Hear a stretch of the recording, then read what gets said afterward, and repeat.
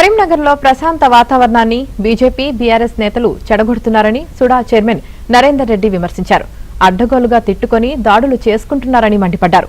శాంతి భద్రతలను చెడగొట్టి CM Revanth రెడ్డిని బద్నాం చేయాలని చూస్తే సహించబోమంటున్న నరేందర్ రెడ్డితో మా ప్రతినిధి శ్రీనివాస్ ఫేస్ టు ఫేస్. కరీంనగర్లో ఎమ్మెల్యే గంగుల కమలాకర్ క్యాంపు కార్యాలయంతో పాటు బీఆర్ఎస్ ఎమ్మెల్యే పాడి కౌశిక్ రెడ్డి కారు అద్దాలు ధ్వంసమయ్యాయి. బండి సంజయ్ పైన కౌశిక్ రెడ్డి చేసిన కామెంట్స్కు ఆగ్రహం వ్యక్తం చేసిన బీజేపీ శ్రేణులు బీఆర్ఎస్ ఎమ్మెల్యే క్యాంపు కార్యాలయం పైన కౌశిక్ రెడ్డి కారు పైన దాడులకు తెగబడ్డారు. అయితే కరీంనగర్లో శాంతి భద్రతల అంశం పైన మనతో మాట్లాడడానికి కాంగ్రెస్ పార్టీ సీనియర్ నేత సుడా చైర్మన్ కోమటిరెడ్డి నరేందర్ రెడ్డి ఉన్నారు. సార్ చెప్పండి, ఈ దాడుల సంస్కృతి ఏంటి? కరీంనగర్లో శాంతి భద్రతలు క్షీణించాయా? ఈ దాడులు చేస్తూ ఉండటము, ఈ తర్వాత కాల్పులు జరపడం పైన మీరు ఏం చెప్తారు?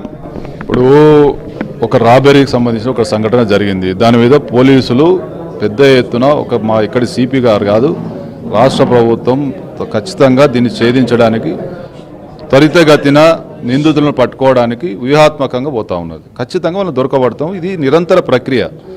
ఇక్కడ ఉన్నటువంటి ఏదైతే వాళ్ళు అదును చూసి తీసుకొచ్చి ఏదైతే రాబరీ చేసినో దాని మీద ఖచ్చితంగా ఒకరోజు కాకపోతే ఒకరోజు 2-4 రోజుల లోపల దొరకబడతాం. అదేం కొత్తగా జరిగింది కాదు. ఖచ్చితంగా దాన్ని మేము ఖండిస్తా ఉన్నాం. అది దురదృష్టకరమైన సంఘటన.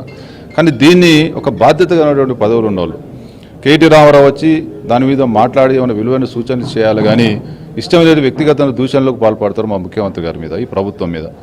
కౌశిక్ రెడ్డి ప్రెస్ మీట్ పెట్టి ఇష్టం వచ్చినట్టు వ్యక్తిగత దూషణలకు మాట్లాడుతూ ఉంటారు. సరే, ఈయన దూషణలు మాట్లాడితే బీజేపీ వాళ్ళు వచ్చి ఆ ప్రెస్ మీట్ జరుగుతూ ఉంటేనే దాడి చేస్తారు. కానీ వీళ్ళకి ఎక్కడ చిత్తశుద్ధి అనేది, ఒక బాధ్యత గల పదవులు ఉన్నోళ్ళు విలువైన సూచనలు సలహాలు చేయాలి. ఒకవేళ ఒక పరిస్థితి వచ్చినప్పుడు దాన్ని ఏ విధంగా మనం ముందుకెళ్ళాలనే దాని మీద చేయాలి తప్ప వ్యక్తిగత దూషణలు మాట్లాడతారు, తర్వాత వాళ్ళు దాడి చేస్తారు. మళ్ళీ చీకటి అయితే మళ్ళీ ఇద్దరు ఒకటే. మొన్నటిదాకా మేయర్ ఎన్నికలలో కలిసి పనిచేస్తారు. మొన్న కోఆప్షన్ ఎన్నికైతే బీఆర్ఎస్లు చేతుల్లో పడితేనే రేపు కోఆప్షన్ అయినాయి. మరి ఆ రోజు ఈ నాయకులంతా ఎటువైనరు? ఇవాళ ఈ జరిగిన సంఘటన మీద ఈ ప్రభుత్వం చిత్తశుద్ధితో పనిచేస్తూ ఉంది.